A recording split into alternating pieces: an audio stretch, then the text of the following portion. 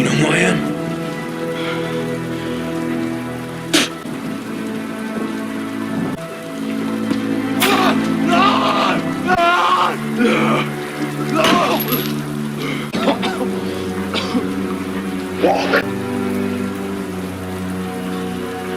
Holy shit, are you not fucking entertained?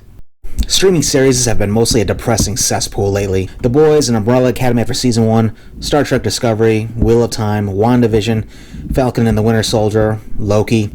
Actually, pretty much every Disney Plus Marvel show is absolute shit. Yet I hear people talking about how entertaining and captivating these shows were, and all I can think about is, did I wake up in a different fucking dimension? A dimension full of dumbasses who love woke garbage? I was just sitting here twiddling my thumbs hoping that The Witcher was going to go back to being good for Season 3, because at this point I've lost hope for anything else good coming out. Then my prayers were fucking answered.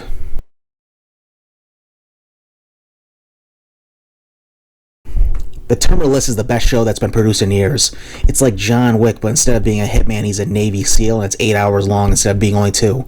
It's fucking glorious. The show is based on a book series by Jack Carr, and Chris Pratt plays James Reese, the lead character. Reese is a Navy SEAL whose entire team gets wiped out in an ambush on a mission in the Middle East. As the sole survivor, Reese realizes that something doesn't add up. Reese begins his own investigation that reveals involvement from the highest levels of government and military. Reese isn't going to stand for his men getting sacrificed, and you know what that means, don't you? Some people are about to get majorly fucked up. Are you hard yet? I know I am. This is the synopsis of the first episode, which, I'll admit, is the weakest of the series. The scene where Reese's team gets ambushed goes on a little bit too long. In the book, everyone was killed in an explosion immediately. We watch a lot of characters that we haven't even been introduced to yet get picked off one at a time. Plus, the episode spends a little bit too much time trying to make us think that Reese is crazy. But once you get past all that, it's a blood-soaked roller coaster ride of death. Plus, the series isn't afraid to go to some dark places as well.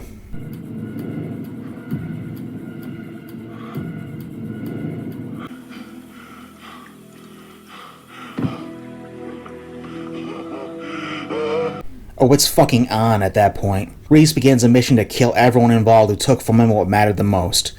He starts compiling a list of people who to give them a hot date with some hot lead. Hence the title, The Terminal List.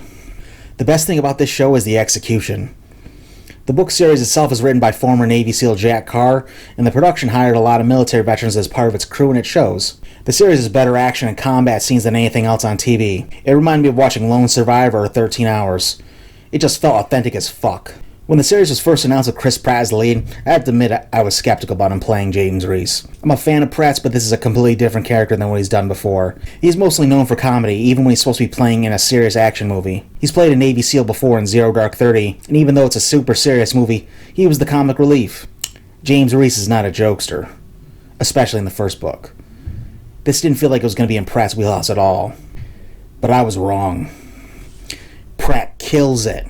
He plays it completely straight all throughout. Reese is a guy who's lost everything and is on the edge for the entire story. He does a great job portraying Reese's rage, sorrow, and desperation, and he's razor focused on completing his mission.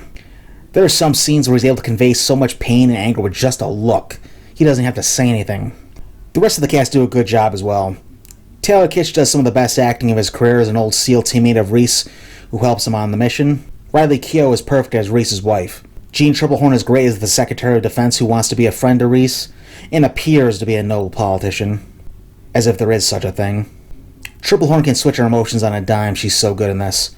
Sean Gunn is also in one episode and he's great as a slimy corporate executive. Unfortunately, there is one weak link here, and it's Constance Wu as Katie, the journalist who assists Reese throughout the story, after realizing he isn't the nutcase that the military and the media are trying to paint him as.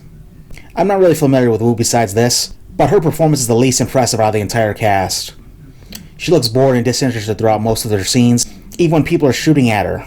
She's got no chemistry with Pratt in their scenes, and I'm kind of relieved when her character disappears at different parts of the story. In terms of casting, it's the only real complaint I have.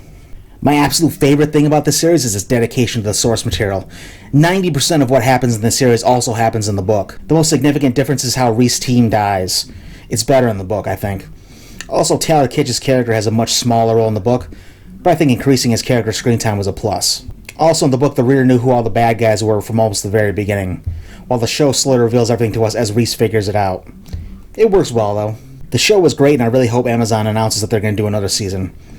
And I think as long as Pratt and the producers stay faithful to the books and aren't forced to inject any corny or woke bullshit into the series, then this could become something big. It could become the new 24 for the modern era.